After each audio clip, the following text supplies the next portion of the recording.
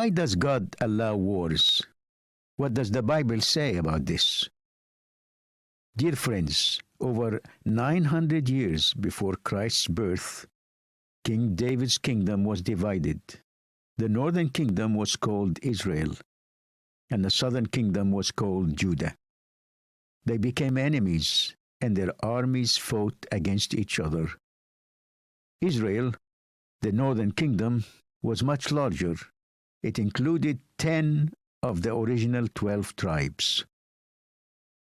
These forgot the God of the Bible, adopted the pagan cultures of surrounding unbelieving nations, and intermingled and dispersed.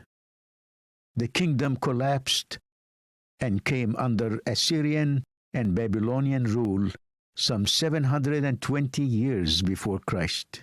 They all tried to overrun the southern kingdom and its capital, Jerusalem.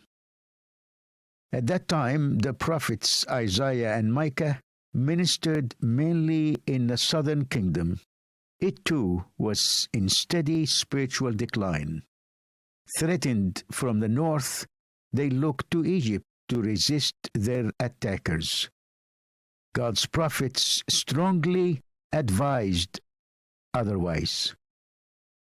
The believing remnant was exhorted to submit to the Lord's will for them to experience defeat and exile. Facing great political, economic, and social tensions, they were reassured of the unfolding of God's plan of saving blessing for all nations through the coming of the promised Messiah. His coming began what they called the latter or last days. Micah's 4th chapter and Isaiah's 2nd chapter identically say, "It shall come to pass in the latter days that the mountain of the house of the Lord shall be established as the highest of the mountains, and shall be lifted up above the hills, and all nations shall flow to it.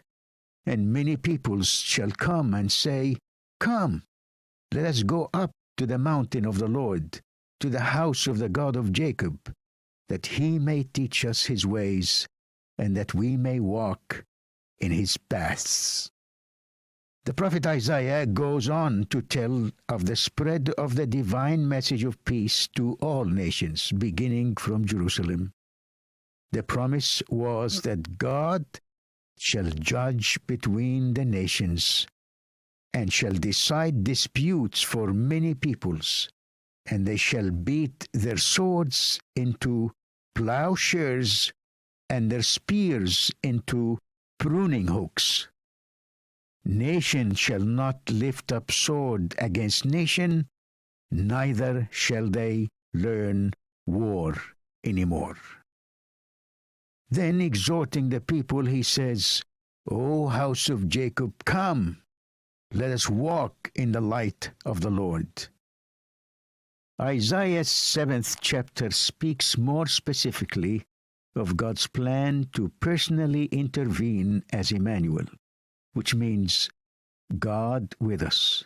The name tells of God's presence and direct involvement. He says, "Therefore the Lord himself will give you a sign. Behold, the virgin shall conceive and bear a son, and shall call his name Emmanuel."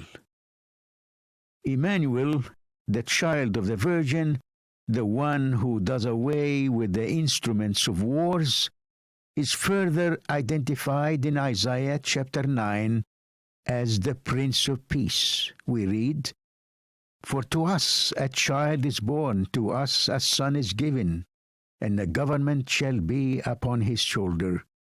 And his name shall be called Wonderful Counselor, Mighty God, Everlasting Father, Prince of Peace. Of the increase of his government and of peace there will be no end, on the throne of David and over his kingdom, to establish it and to uphold it with justice and with righteousness from this time forth and forevermore. The zeal of the Lord of hosts will do this. Obviously, this was not what the people of Jerusalem and their rulers expected. They longed for God to provide a miraculous military intervention. The prophet Micah in the 4th chapter states their reality. Now many nations are assembled against you, saying, "Let her be defiled, and let our eyes gaze over Zion." They were facing serious threats to their very existence. He described their fears. "Now, why do you cry aloud? Is there no king in you? Has your counselor perished? That pain seized you like a woman in labor?" They hoped for a powerful king and military leader like King David of the past to protect, lead, and deliver them from the encircling enemy armies. Or they sought a wise and shrewd diplomat like David's son, King Solomon. He would negotiate a smart diplomatic deal with their enemies. God's response was neither. Rather, they were promised deliverance through defeat and suffering. The prophets revealed that they must go through exactly what they were trying to avoid.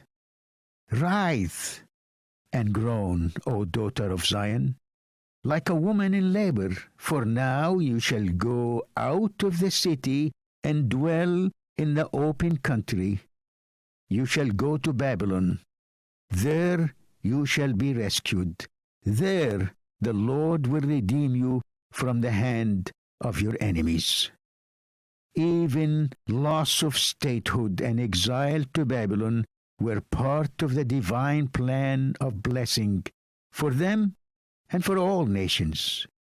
Neither they nor their enemies understood nor expected this outcome.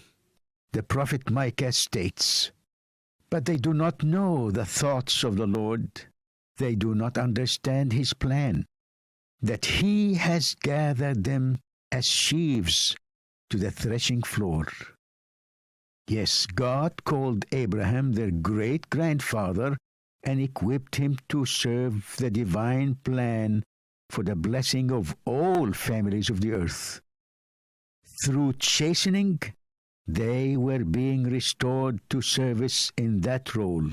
All along, this was designed to be accomplished through the coming of Emmanuel, the Prince of Peace.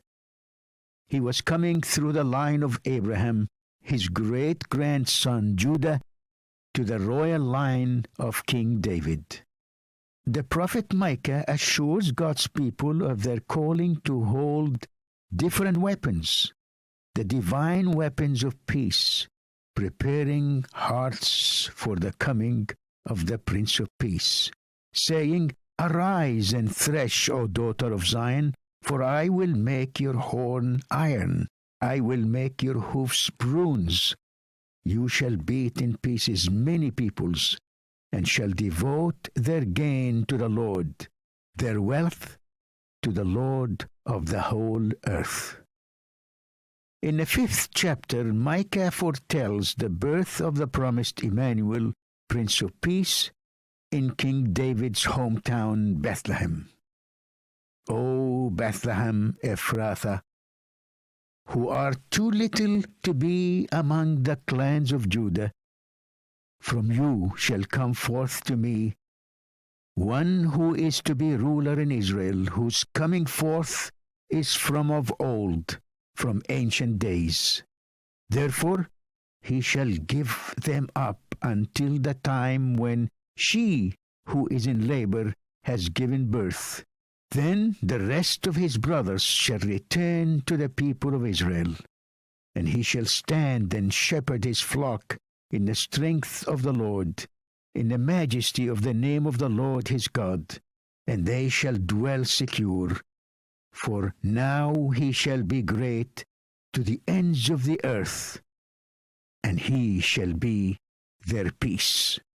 Friends, worldly kingdoms, empire, and nations of the earth will continue to war over perishing lands and resources, rejecting the Prince of Peace. Yes, Jesus said there will continue to be wars and rumors of wars.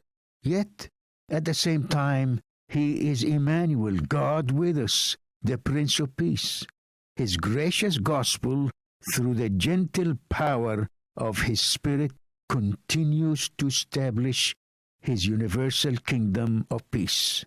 His citizens come from all nations, from all families of the earth. Hallelujah.